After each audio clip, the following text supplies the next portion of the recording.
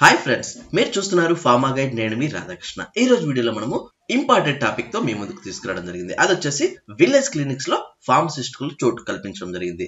చాలా మంది ఎదురు చూస్తున్నటువంటి ఈ జాబుల కోసం ఒక్కసారిగా చోటు కల్పించడం జరిగింది. దాదాపు 1000కి పైగా పోస్టులు ముఖ్యంగా ఫార్మసిస్టులకి రాబోతున్నాయని చెప్పొచ్చు.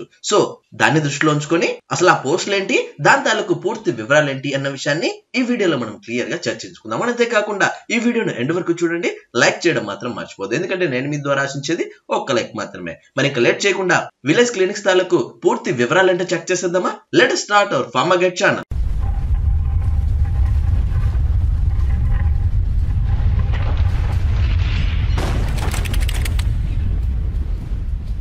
చూడండి ఫ్రెండ్స్, మీరు ఇక్కడ గమనించినట్లయితే ప్రతి 2 కిలోమీటర్లకు ఒక పట్టణ ఆరోగ్య కేంద్రం గవర్నమెంట్ నియమించబోతుంది. ఇందులో భాగంగా మీరు ఇక్కడ సరిగా గమనించినట్లయితే నేను చెప్పబోయే ఈ ఇన్ఫర్మేషన్ అంతా కూడా సాక్షి పేపర్ లో వచ్చినటువంటి విషయాలని చెప్పొచ్చు. సో మీరు ఇక్కడ గమనించినట్లయితే రాష్ట్ర వ్యాప్తంగా 560 కేంద్రాల ఏర్పాటుకు సర్కారు చర్యలు. ప్రతి చోట 2 వైద్యాధికారులు, 3 స్టాఫ్ నర్సులు కూడా పట్టణ పేదలకు మెరుగైన వైద్య సేవలు అందించడం కోసం ఈ కేంద్రాలను ఏర్పాటు చేయడం జరుగుతుంది. ఇందులో భాగంగా గ్రామీణ వైద్య వ్యవస్థ గాడిలో పెడుతూనే పట్టణ పేదలకు మెరుగైన వైద్య సేవలు అందించేలా రాష్ట్ర ప్రభుత్వం చర్యలు చేపట్టింది. రాష్ట్ర వ్యాప్తంగా 560 పట్టణ ఆరోగ్య కేంద్రాలను ఏర్పాటు చేసేందుకు సిద్ధమైంది. వీటిలో ఇప్పటికే పిపిపి పద్ధతిలో పనిచేస్తున్న 259 కేంద్రాల గడువు ఈ ఏడాదితో ముగియనున్న నేపథ్యంలో ప్రభుత్వమే వీటిని నిర్వహించనుంది. ప్రతి వార్డుకు 2 కిలోమీటర్ల దూరంలో అర్బన్ హెల్త్ కేంద్రం లేదా పావు గంటలో ఆసుపత్రికి నడిచి వచ్చేలా 110 మున్సిపాలిటీల్లో మ్యాపింగ్ చేసి కేంద్రాలను నిర్ణయించారు. త్వరలో నిర్మాణ పనులు.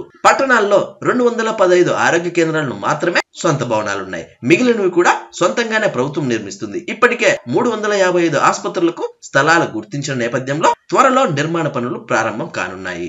మెరుగైన సేవలు ఏ విధంగా అందించబోతున్నారు అన్న విషయం చూసుకున్నట్లయితే గతంలో పట్టణ ఆరోగ్య కేంద్రాల్లో డాక్టరు, నర్సు ఒక్కరు చొప్పున మాత్రమే అందుబాటులో ఉండగా ఇప్పుడు ప్రతి కేంద్రంలో 2 డాక్టర్లు, 3 స్టాఫ్ నర్సులు సేవలందించనున్నారు. గతంలో ఫార్మసిస్టులు అస్సలు లేరు. ఇప్పుడు ఫార్మసిస్టులతో పాటు ల్యాబ్ టెక్నీషియన్లు కూడా అందుబాటులో ఉన్నారు. ఇది మనమందరం గుర్తించాల్సిన విషయం. ఎందుకంటే ఇంతవరకు మనకు ఒక డైలమా ఉండేది, ఈ విలేజ్ క్లినిక్స్ లో ఫార్మసిస్టులను తీసుకుంటారా తీసుకోరా అన్న సందిగ్ధంలో ఇన్నాళ్ళు మనము ఎదురు చూడడం జరిగింది. ఇప్పుడు దానికి తెరపడిందని చెప్పొచ్చు.